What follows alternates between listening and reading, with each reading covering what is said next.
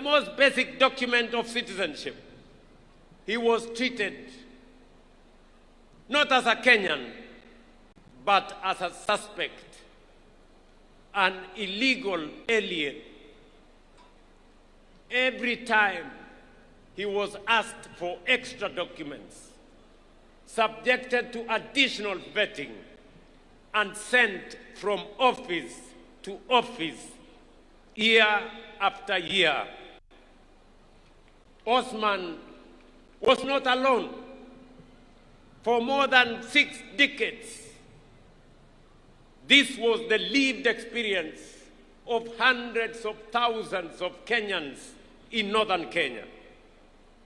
Citizens were forced to prove they belong through a system built on suspicion, ethnic profiling, and bureaucratic humiliation.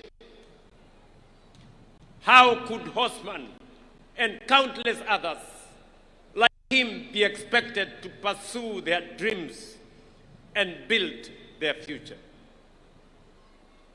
The Constitution of Kenya says clearly, every Kenyan, regardless of their ethnicity, religion, or geography, deserves equal protection, equal dignity, and equal treatment under the law. That is why in February 2025, right here at Orahes grounds in Wajir town, I signed the Presidential Declaration on registration and issuance of IDs and birth certificates in northern Kenya and other counties, ending that system of discrimination. The results, ladies and gentlemen, are already being felt. Citizens like Abdirahman Ali Osman and Mariam Isaac Mohammed, both born in 2007 here in Wajir County, were among thousands of young Kenyans who turned 18 last year and walked away with their national identity cards. No hurdles, no extra documentation, no discrimination, no humiliation, just their rightful documents in their hands on time. That is how it should work. That is how it must work. That is how it will work for every Kenyan in every part of our republic. But let me be direct about what that decision was not. It was not an invitation for foreigners to acquire Kenyan documents illegally. Kenyan identity cards will only be issued to legitimate citizens of this republic. Our commitment to justice and inclusion goes hand in hand with our duty to protect the integrity of our national identity and the security of our country. We did not abolish verification of citizenship. We abolished discrimination. We abolished the targeting of entire communities simply because of their ethnicity or place of birth. A strong nation does not choose between security and justice. A strong nation protects both. That is exactly what we are doing. Today, people like Osman and Mariam no longer feel like strangers in their own country. They feel seen and heard. They feel recognized. They matter and they belong.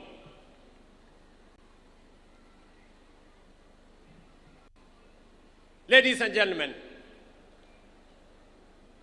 yet we know that inclusion does not end with recognition. It must be reflected in people's daily lives, in the education of their children, the health that they access, the opportunities available to their young people, and the roads they travel on. That is why the bottom-up economic transformation agenda was conceived not merely as an economic program, but as a deliberate strategy for inclusion. This administration, my administration, has deliberately invested in northern Kenya and historically marginalized regions of our republic. Of all the investments, ladies and gentlemen, we are making in northern Kenya, none is more important than education, which is also the theme of this year's Madaraka: education, skills, and the future. Of all the tools a nation possesses, education is the most potent.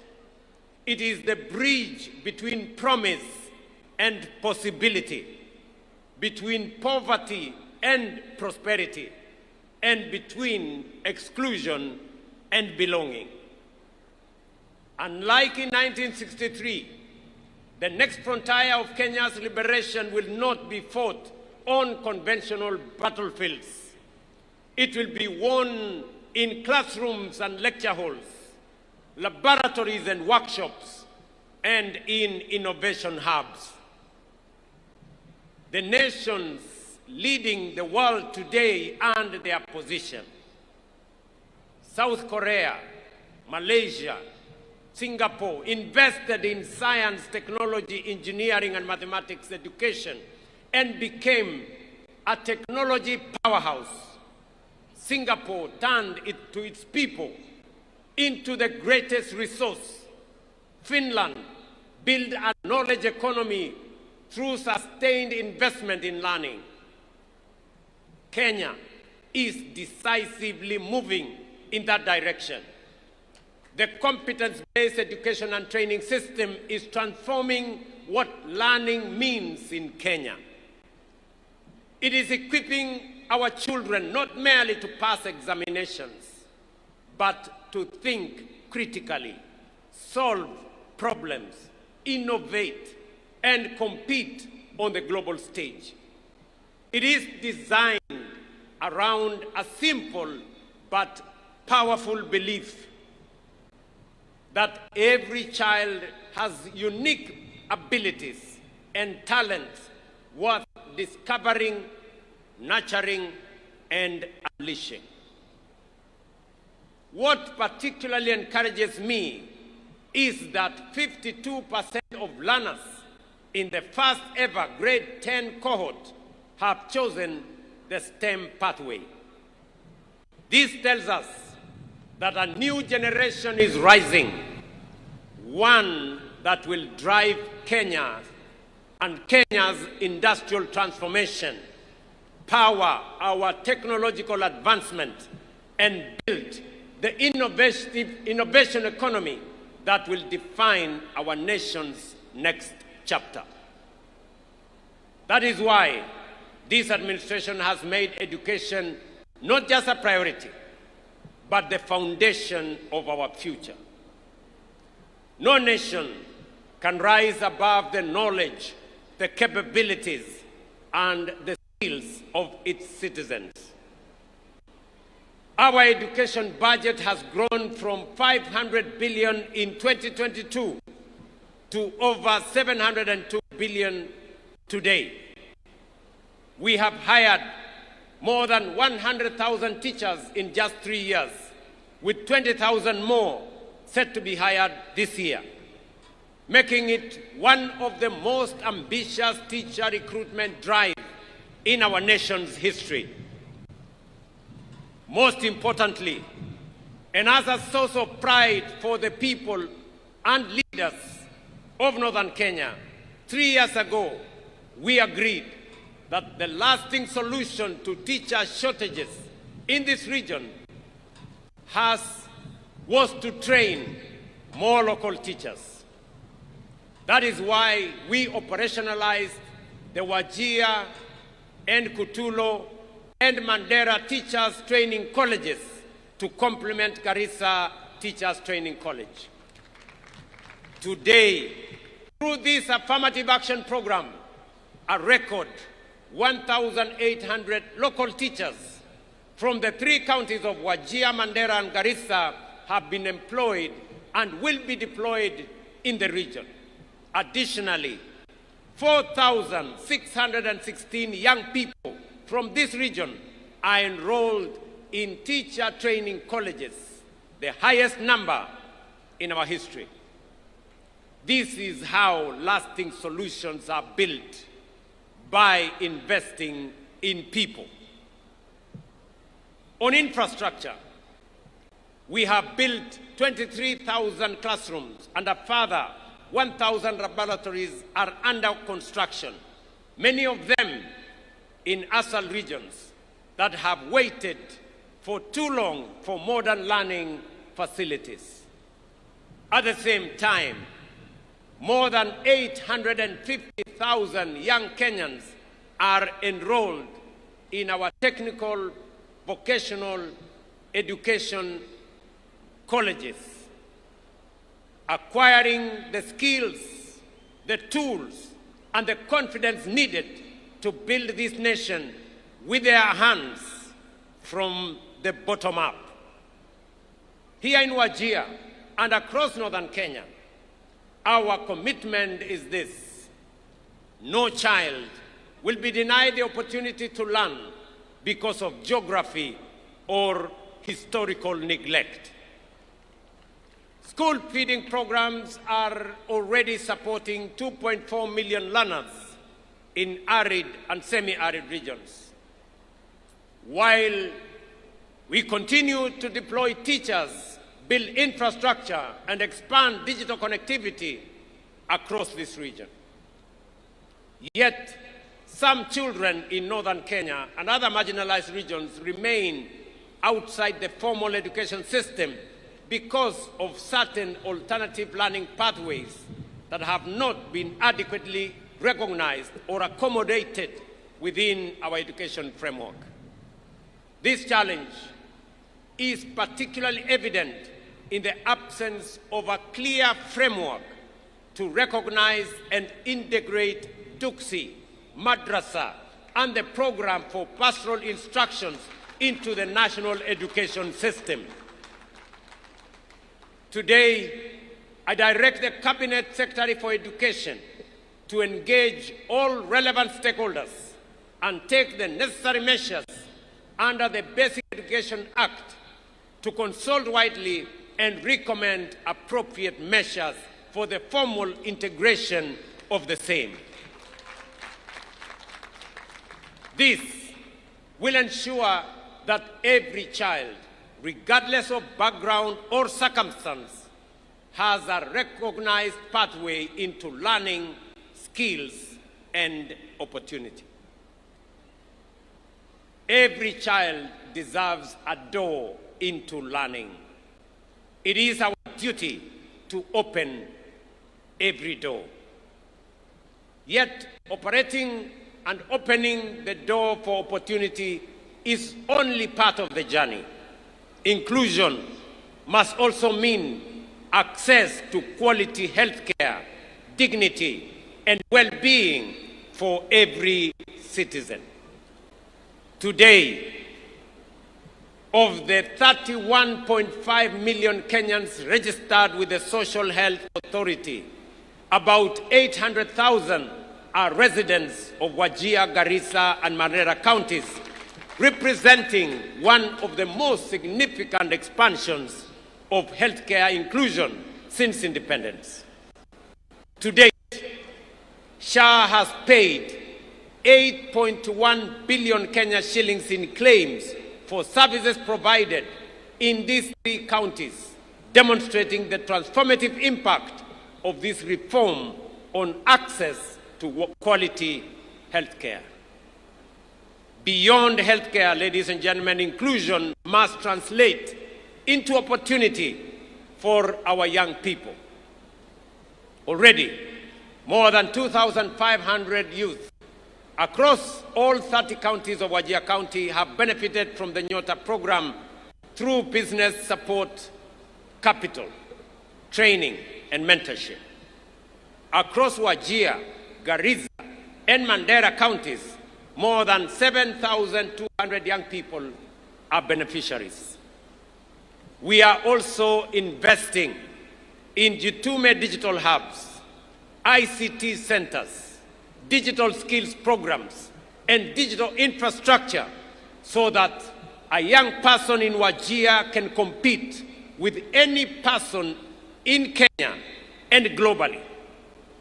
Through the labor mobility program, we are opening pathways to jobs, skills, and international experience. Our message to the young people of Northern Kenya is simple. Your future will not be defined by geography. It will be defined by your talent, your skills, and your determination. But talent and determination flourish where opportunity is accessible and infrastructure is strong. That is why we are investing not only in people, but also the foundations of economic transformation. Today in Wajir County, through our affordable housing program, we have invested 15.6 billion shillings in the development of 4,600 housing units, including markets and including hostels, which are at various stages of procurement and construction. This is the largest housing development Wajir has witnessed since independence. One of these projects, located just 3 kilometers from here, stands as a visible symbol of our commitment to ensuring that development, opportunity, and decent living are not reserved for only a few regions. These projects are creating jobs for our young people and generating opportunities for local enterprises. But this is only one part of a much larger transformation. Across Wajir, Garissa, and Mandera counties, projects valued at approximately 38.5 billion are currently at various stages of implementation. These investments are delivering affordable housing, student accommodation, modern markets, police housing, classrooms, and other supporting infrastructure that will improve lives, expand economic opportunity, and accelerate the region's development. Alongside housing and other social investments, we are investing in the infrastructure that connects communities to opportunity. That is why connectivity remains central to Northern Kenya's transformation. For decades, distance was used to justify exclusion. Today, we are defeating distance. With a 750-kilometer Northern Kenya Gateway Corridor linking Isiolo, Wajir, and Mandera, we are undertaking the most significant and consequential road investment in this region since independence, and connecting communities that were once isolated from markets, from investment, from development, essential services, and economic opportunity. This investment of road, this single road, is going to cost the government of Kenya close to 100 billion Kenya shillings.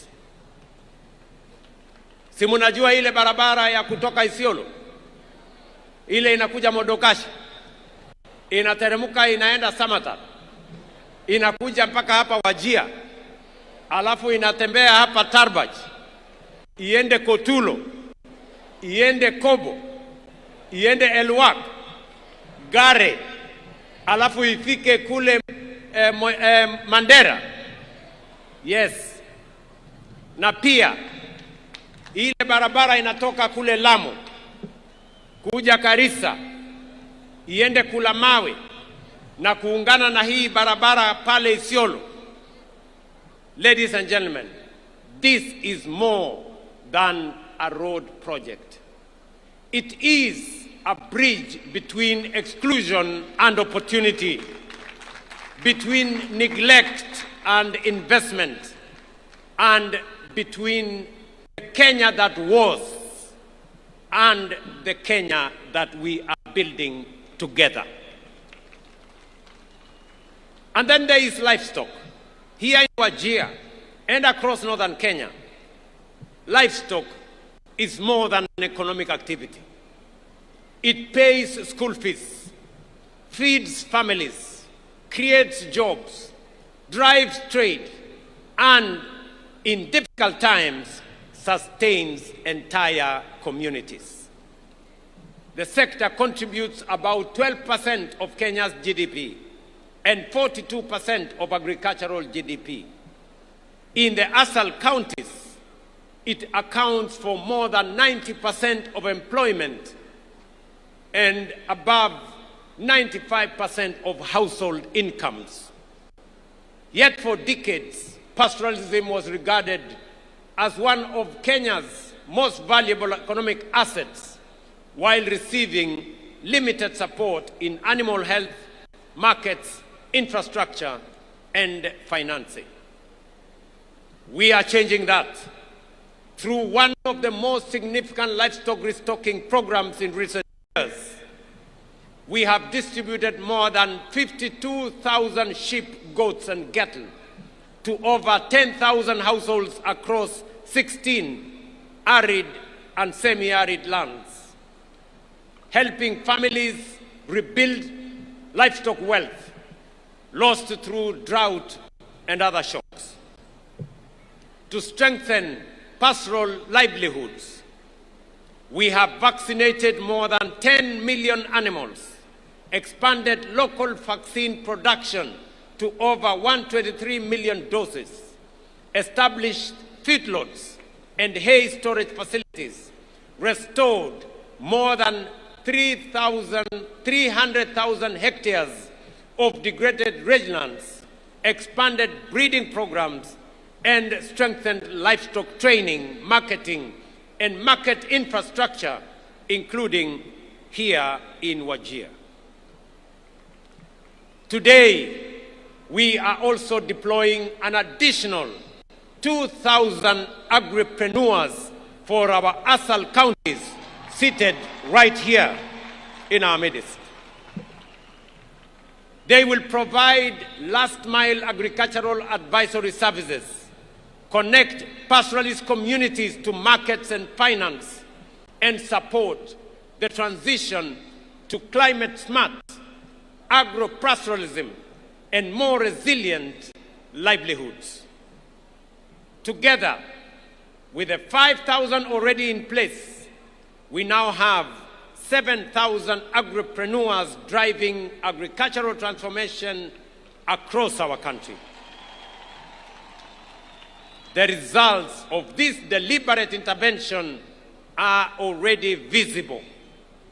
Meat exports have increased by 84% from Kenya shillings 8.9 billion in 2022 to Kenya shillings 16.4 billion in 2025. Milk production has increased from 4.6 billion liters to 5.3 billion liters, while dairy exports have grown from 4.9 billion Kenya shillings to 14.2 billion Kenya shillings. These gains are translating into higher income for livestock and pastoral communities, stronger markets for producers, and greater confidence in the future of pastoral economy. But this is only the beginning. Just as crop farmers receive deliberate government support, pastoralists too deserve support for the assets upon which their livelihoods depend, because livestock is agriculture and pastoralists are farmers. That is why we will expand livestock support program through a new phase of strategic restocking, enhanced vaccination campaigns, improved feeding programs, drought-resilient interventions, and additional feedlots. Our vision, however, goes beyond production. Just as tea farmers own their factories through KTDA and dairy farmers own their cooperatives, pastoralists too must own and control the businesses built around their livestock.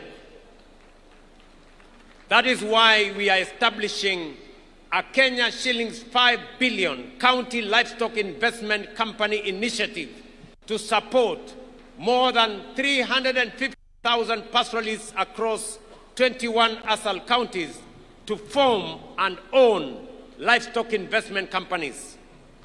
Through these enterprises, they will gain access to markets, gain access to finance and insurance, and value add their produce.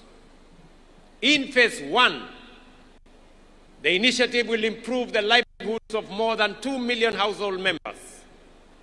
I have directed the Ministry of Agriculture and Livestock Development, in partnership with county governments, to begin immediate registration of these companies across all the 21 ASAL counties.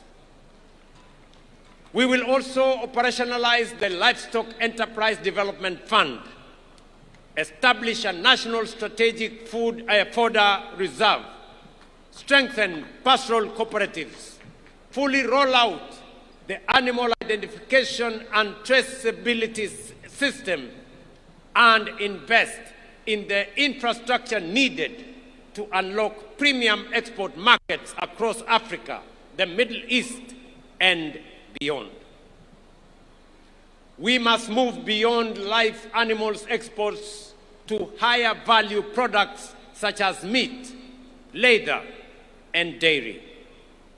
For long, many looked at livestock and saw subsistence. We look at livestock and see enterprise. We see exports. We see jobs. We see wealth. And we see northern Kenya becoming the gateway of Africa's livestock trade to the Middle East and to the world. This, ladies and gentlemen, is what inclusion looks like. This is what dignity looks like. And this is what we meant when we said we would leave no one behind. Ladies and gentlemen, fellow citizens, as we look to the future, we must also ask ourselves a bigger question. What will define the next chapter of Kenya's journey? For 63 years, we have worked to expand freedom, deepen inclusion, and strengthen our democracy. Today, our focus is equally clear: to transform Kenya into a prosperous, productive, and globally competitive nation. That is the roadmap before us. A Kenya that will feed itself and export surplus to the world. A Kenya that manufactures more of what it consumes. A Kenya that creates jobs and opportunities for its young people. And a Kenya that competes confidently in the regional and global economy. Northern Kenya is not peripheral to that vision. It is central to it. For too long, Northern Kenya was viewed through the lens of scarcity. Today, we recognize its immense potential in renewable energy, livestock production, irrigated agriculture, trade, logistics, and regional commerce. Its strategic location at the crossroads of Kenya, Ethiopia, and Somalia places it at the heart of regional connectivity and economic opportunity. Positioned along the Lapsset corridor and between the Lamu and Turkana oil frontiers, northern Kenya serves as a gateway to regional and global markets. Its people possess the resilience, the enterprise, and the determination that have sustained communities through some of the most challenging conditions anywhere that is imaginable. The future of Kenya's growth lies in unlocking the full potential of every part of our republic. That is why we are investing deliberately in northern Kenya. Fellow citizens, if we are to unlock that potential, one resource will be fundamental: water. Water means irrigation. Water means food production, industry, resilience, and opportunity. That is why my administration has set the ambition to build 50 mega dams across the country, 200 medium and small dams, and thousands of micro dams. Projects that will bring 2.5 million additional acres under irrigation and food production and export production within the next 5 to 7 years. These dams, many in northern Kenya, including Isiolo on the Ewaso-Nyiro Basin, the High Grand Falls Dam on Tana River, the mega dam on River Dawa in Mandera, right here in Wajir, Wajir not to be specific, Butte Dam that has been in the work for many years, the Sikli Canal in Garissa, Lowat in Turkana, Narosura in Narok, Aror in Elgeyo Marakwet are among the many that are in our priority list. Each of these dams is a statement that no county is too remote to deserve investment, and no river too far to be harnessed for the good of Kenya. What was once called remote will become strategic, and what was once neglected will become indispensable to our food security, our prosperity, and the future we are all building together. Fellow citizens, 63 years ago, our founding generation secured political freedom. Our responsibility is to ensure that every Kenyan experiences the full promise of that freedom. Freedom from exclusion, from neglect, from discrimination, and freedom to learn, work, and build a better future for ourselves and for our families. For decades, some parts of our country were told they were too distant, they were too dry, too difficult, or too marginal to matter. Today, from Wajir, Kenya rejects that thinking. We affirm that no community is peripheral to our national story. No child is too far away to deserve opportunity, and no citizen is too distant to deserve dignity, and no county is too remote to deserve development. From Busia to Mandera, from Turkana to Kwale, and from Kisumu to Mombasa, every corner of this great republic matters, because every Kenyan matters. Wajir is not the age of Kenya. Wajir is Kenya. Northeastern is Kenya, and Kenya belongs to all of us. Ndugu zangu watu wa Wajir, mimi nimefurahi sana. This has been a great moment. This has been one of the most consequential Madaraka days that I have attended. Na mimi nawaambia watu wa Wajir, watu wa Northern Kenya, yale yalifanyika pale nyuma hayatafanyika tena. Tutatembea pamoja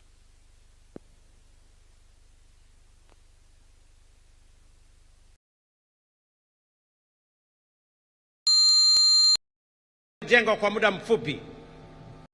Mimi nitahakikisha kwamba imekamilika na imekuwa kiwango ya kimataifa. Na baada ya kukamilisha uwanja huu vile mumeuliza, na mimi nakubaliana na nyinyi 100% kwamba huu uwanja uitwe Ahmed Khalif Wajir Stadium.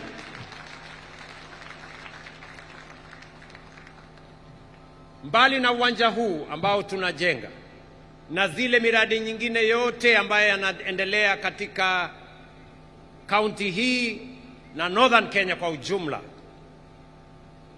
airport yetu hapa, wananchi wa hapa Wajir muliniuliza ya kwamba uwanja huu tuwe na entry mbili, ile ya wanajeshi wetu na pia tuweke terminal building ya wananchi ama a civilian terminal building. I want to confirm to you that we have provided the necessary resources. We have done the necessary preparation.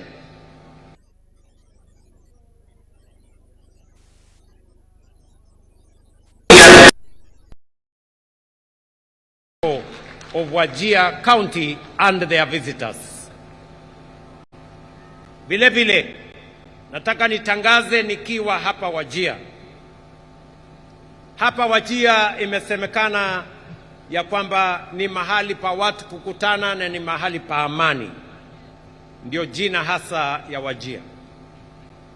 Na sababu hiyo nataka niwatangazie ya kwamba serikali ya Kenya tutawapatia pesa ya kujenga university ya Wajir. And that program is going to begin this year. Nyinyi kama watu wa Wajir mutanisaidia kuamua na mutenge ardhi ambayo inatosha kujenga university itakayosaidia katika kuendesha maendeleo ya sehemu ya Northern Kenya na jamhuri yetu ya Kenya kwa ujumla. Mimi nataka niwashukuru ndugu zangu watu wa Wajir. Sijawahi kutoa machozi kwa mkutano wa Madaraka, lakini leo imekuwa tofauti. And I feel you. I feel this moment. And I feel the people of Northern Kenya. And I want to assure you that from now going forward, we are going to walk together, shoulder to shoulder, as one people, one nation, with a common destiny. Asanteni sana. Mungu awabariki. Ninawapenda sana na Mungu awabariki taifa letu la Kenya. Thank you very much. Nitaomba sote sasa tusimame ili tumalize sherehe yetu kwa wimbo wa taifa.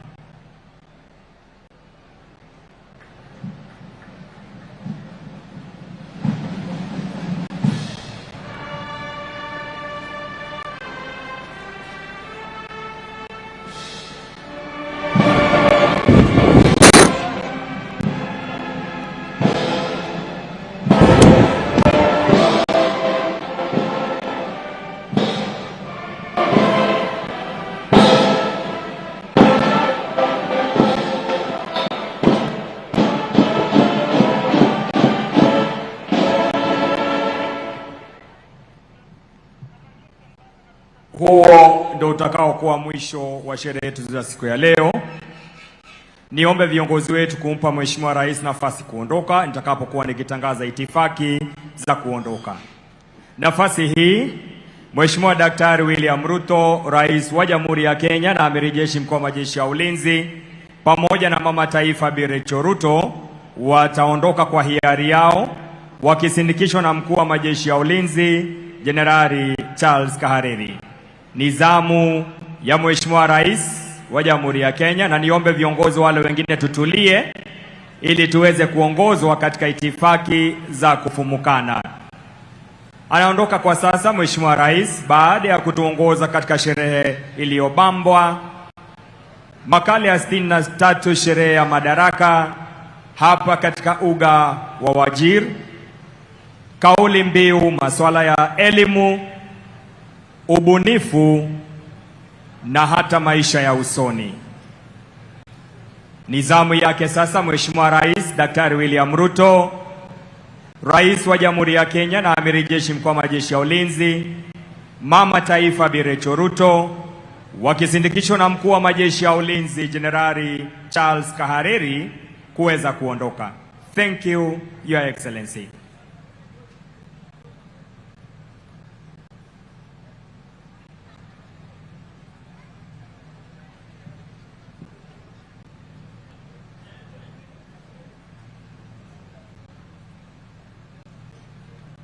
Imekuwa sherehe ya kufana siku ya leo,